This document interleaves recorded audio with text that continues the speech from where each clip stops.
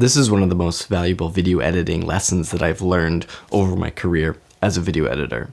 I've been a video editor at a video production company for the past 8 years. One of the things that my boss coached me on early on in my editing career is having a reason for everything that you do in the edit. Now, it took me a long time to actually learn this lesson in practice. As I've come to understand and figure out how to implement it in my own editing, it's invaluable.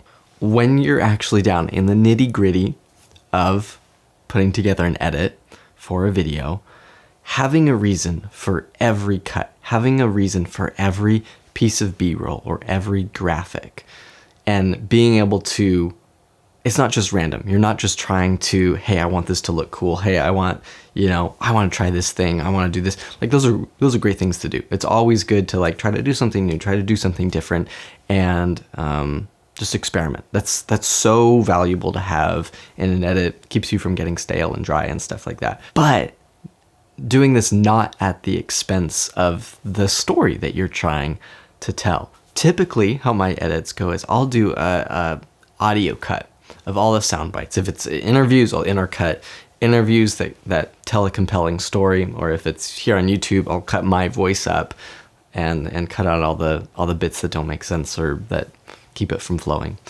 or that I don't think is necessary.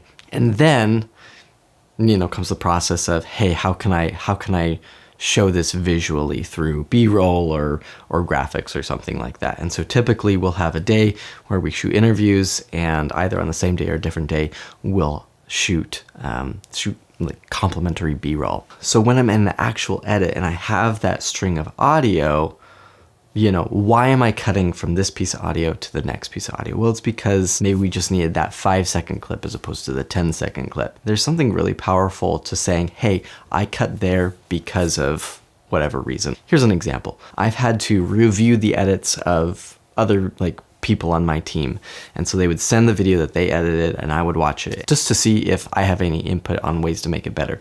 And there was a long time where I'd be like, this is great. It's got, good sound bites, good B-roll, great, we're awesome. And that's because I wasn't thinking really of why is this piece of material in the edit there? What's the reason for it? So as I grew as an editor and learned this lesson, because it took me a long time, I've been better able to evaluate each of those pieces. Okay, yeah, this B-roll piece works here, but cutting straight from the interview to this piece of B-roll, this detail shot maybe, feels a little weird. How about we keep that detail shot there, but first let's cut to a wide establishing shot, and then let's show the detail shot, and that'll make more sense. And it seems really simple, and it seems really basic, but when you get down to the, actually asking yourself, why is this here?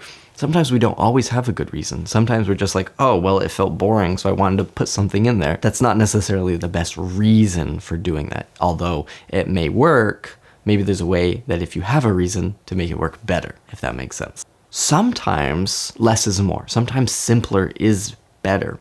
And actually, in most cases, I think that's the case. And I've talked about this all the time, but I don't think that people have a short attention span. I think that people are drawn to whatever it is that they're interested in. Some people are interested in a 30-minute, science documentary, and other people just aren't. That's not their scene. So the best thing that you can do is not make your content broadly interesting.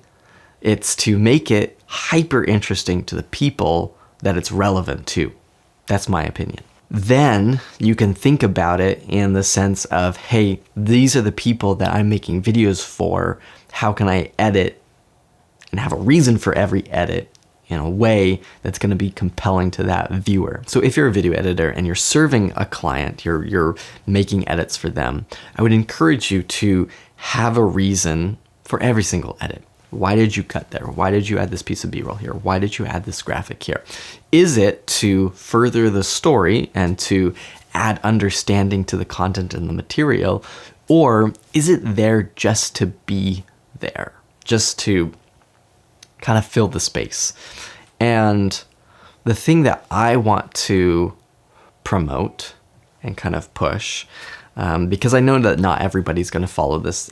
There's going to be a lot of people that disagree. The thing that I want to push kind of in our industry, if I can, even just a little bit, is is to lean away from this idea of retention editing, because I think that there's a cheapening of storytelling and video editing when it's just graphics and, you know, money backgrounds and, you know, all that stuff kind of polluting the art form in a way.